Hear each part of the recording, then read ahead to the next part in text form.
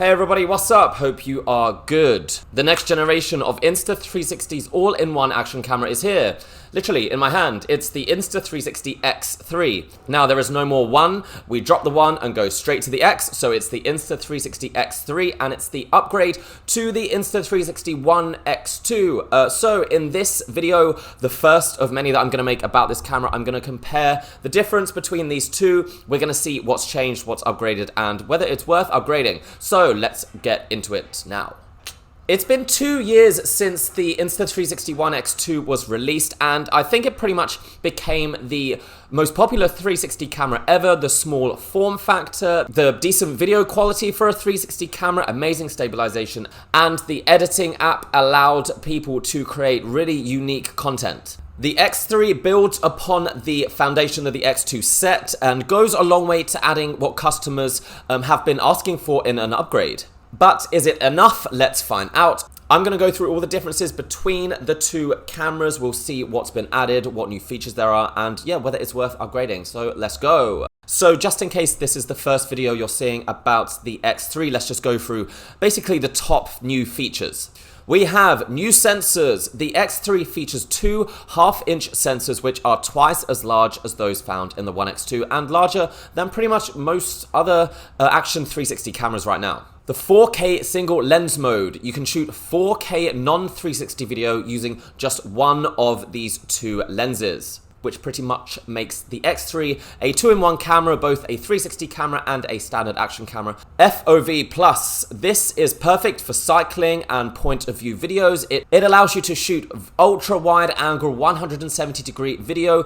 Great for if you're mounting the camera to your chest, if you're going cycling. The X3 can shoot 72 megapixel photos. Now this is absolutely huge compared to the last version. We'll go into the comparisons later, but 8K time-lapse. The X3 can also shoot 8K time-lapse videos. Now, because of these new sensors, the sensor upgrades, 8K time-lapses are now possible. A new video mode called Me Mode. When you use this mode, the camera automatically focuses on you, the shooter, with no editing required, no matter how much you move the camera. I'll go into how this works later in this video. A 2.5-inch touch screen. This is a big design upgrade and makes using the X3 super easy, much more user-friendly than previous models. Okay, so that is the headline new features of the X3, but let's get into looking at the differences, and we'll see, really whether in real life is it worth upgrading. I've been using the camera for a couple of weeks, so yeah, let's get into it. Let's start with the design of both of these cameras. Let's just look at them side by side. Now, there hasn't been a revolutionary change in the design. They pretty much are similar. They're similar size, similar shape, made with similar materials. But the X3 has definitely built upon the design of the X2. Both are action cameras and both are designed with that in mind. The X3 is slightly bigger, thicker and heavier, but not by an unreasonable amount. The camera is still small enough to fit in the palm of your hand and indeed probably in most people's pockets. But like I mentioned before, the X3 comes with a much larger screen, just over 2 inches, which is more than enough to view all of your images, to easily control the settings, to easily see all of the options. The One X2 did also feature a much smaller circular screen. However, it was quite difficult to use. The operating system had to work around a very small screen. Even for my tiny childlike little hands, I would often select the wrong thing, but with the X3's large new screen, everything is way easier to select. The operating system has been updated to make full use of it. Both cameras feature a removable battery, a micro SD card slot, and a standard mount. And both cameras are designed to work with Insta360's invisible selfie stick accessory, which allows you to create those awesome fake drone effects, third-person effects, that kind of stuff. Overall, the X3 does feel like a more premium product. It just has that little bit more of a weight to it, the larger screen. The materials do seem to have been improved slightly as well. You also find a few manual buttons here which weren't on the previous model. So yeah, it's not a huge change, but I think the changes they have made are pretty positive. Obviously, the flaw of both cameras are the lenses that stick out. They are very vulnerable, and like I said, because the X3 has the 1/2-inch sensors, their lenses are a little bit bigger, but they're still super vulnerable. If you scratch them, you will need to get it sent away to repair because it will ruin your footage.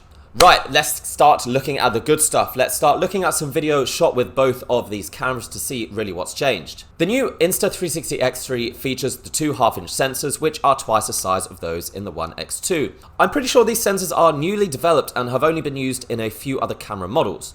Now, the larger sensors allow the X3 to capture better looking video, particularly in more difficult lighting conditions, in low lights, at night time, indoors, anywhere where there's darker areas in your shot. The X3 is definitely gonna see an improvement. It will be less noisy because more light will be able to be captured by those larger sensors.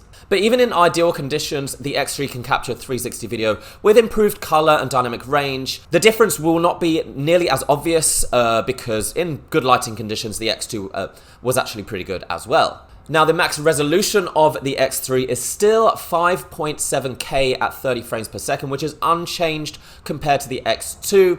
Now, I know this is kind of disappointing. I mean, we've been stuck on this resolution now for like 3 or 4 years, and yeah, I know some people will be disappointed. They would want to see sharper video, higher resolution.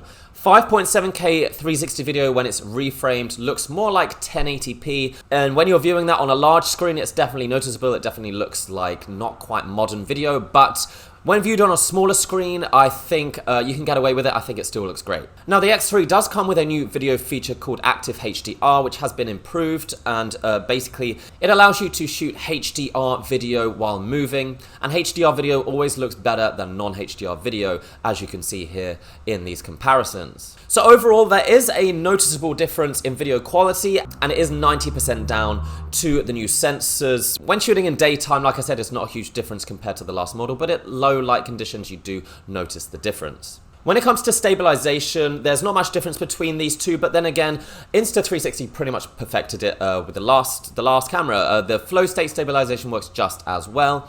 You can use either of these cameras for amazing, insane action shots, and it will pretty much keep everything super smooth. You have horizon lock. You could be on a mountain bike, jump over a ramp, do a backflip, skid to a halt, and the X3 and X2 will be able to keep that super smooth. For anyone who's looking for intense action shots and for super smooth video, either of these are going to be awesome, but obviously now both cameras are also capable of shooting 360 time lapses, and to be honest, this is one of my favorite kind of shots to shoot with a 360 camera. I love just leaving it there, letting time go by, and animating these time lapses. I think in the right situations and the right environments, it can look really awesome. Now, a big upgrade for the X3 is that it can shoot 8K time lapses. Now, that is a big jump from the 5.7K you could shoot with the One X2. Now, the reason is because of the new sensors are able to shoot high quality images, and time lapses are basically hundreds of different images compressed together into a video. So yeah, 8K time lapses with the X3 looks really awesome. I think it's really, really high quality and quite amazing. And for a camera of this size to shoot 8K time lapses, I think is pretty impressive. Now, I mentioned before, a popular use of the Insta360 cameras, or a kind of, well, you could call it a gimmick, some people do, but this bullet time effect, which is kind of looks like you're in the Matrix. You basically attach your camera to a bullet time handle or a selfie stick, and you spin it around your head for a couple of seconds, and the camera, when selecting bullet time mode, will create this kind of video. Now, in the One X2, I didn't really like using it because, to be honest, the quality was really low. The frame rate was limited, so even in slow motion, it looked kind of just not that great. But with the One X3, it's really been upgraded to shoot 4K at 120 frames per second. So if you were into creating these kind of effects, and I can see how it could look good in many situations, then yeah, it's definitely way, way better to use the X3. Okay, so I've mostly been focusing on the 360 element of these cameras. So, however, you can also use one lens or either one of these lenses to shoot single lens video, or just flat non-360 video like you shoot with your phone or with a GoPro. Now, with the One X2, this was limited to 2.7K at up to 50 frames per second, so not bad. It was a decent addition. But 2.7K resolution these days, compared to the likes of GoPro and Garmin, though the cameras they're producing can shoot much higher resolution. So in order to compete and in order to make this even better, the X3 can shoot 4K single lens video, which does compete in some ways with the individual more expensive action cameras. So just using this single lens here, I would be able to shoot 4K normal video, I think the video shot with a 4K single lens mode can pretty much match up to most phones, probably not the highest end iPhones and Samsungs, but if you have any kind of mid-range phone, I think the X3 single lens video is going to match up to that. And like I said, it's just a case of pressing a few buttons and you can switch from 360 to single lens mode. In the single lens mode, you can also shoot 3.6K resolution video at 60 frames per second. So the frame rate is a lot better for action shots, better for if you were like running, cycling, doing anything moving or shooting anything moving. 60 frames per second at that resolution is pretty decent.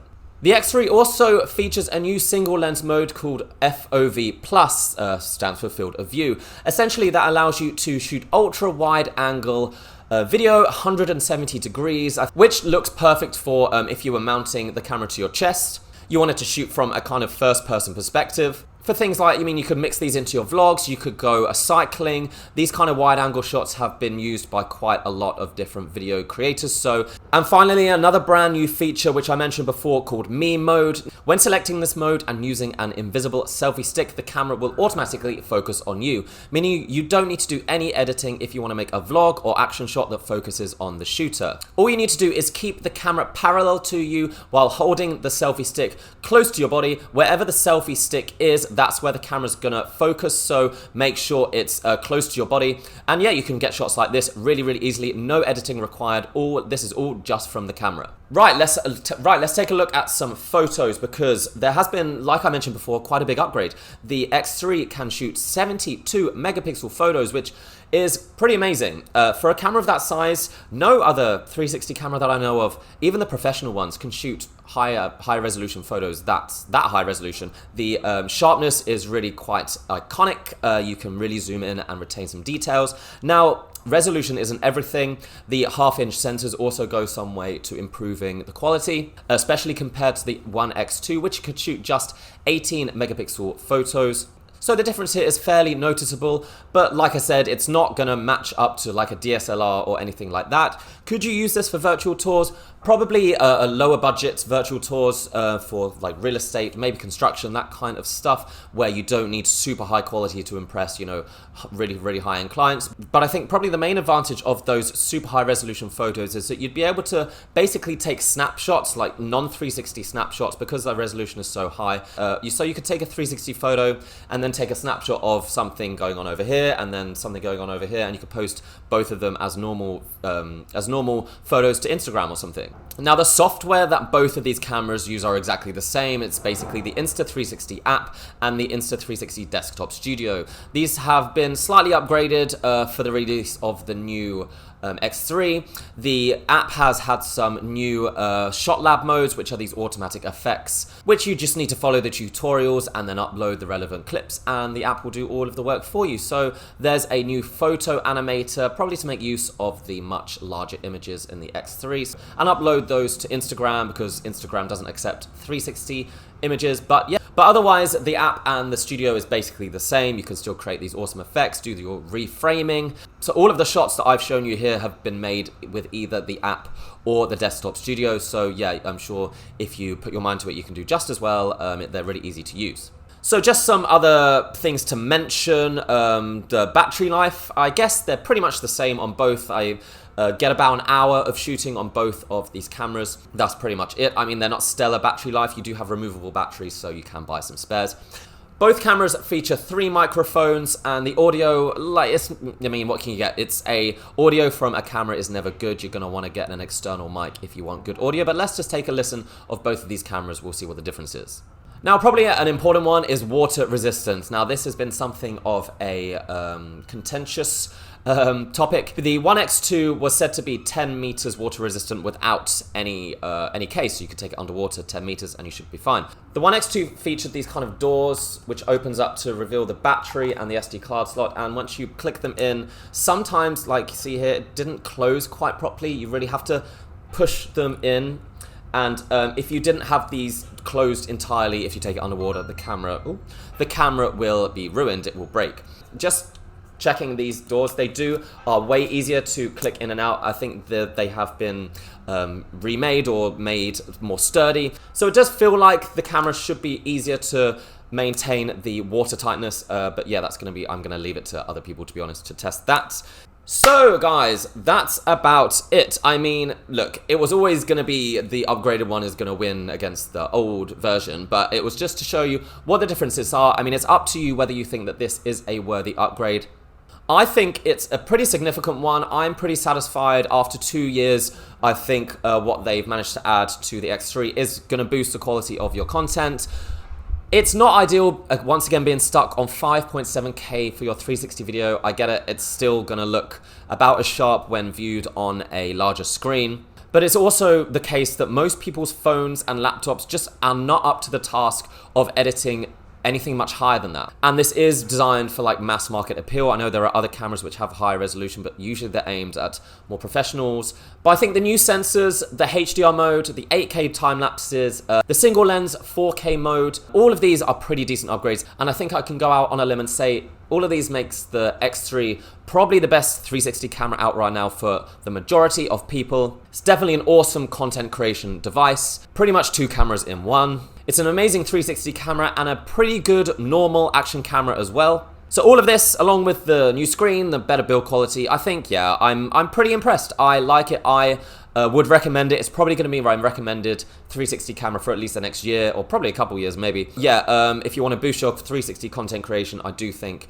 it's worth upgrading if you were kind of getting bored of the One X2. So that's it, guys. I hope you have found that useful. Check my other videos. So if you want to know everything there is to know about this camera, there's more coming up. Got a review, and I'll be doing some tutorials of how to get the best footage out of this camera and all of the new features it has. So please like and subscribe if you want to see more about the X3 and all the other cameras out right now. So that's it. Have a good one, guys. See you next time. Bye.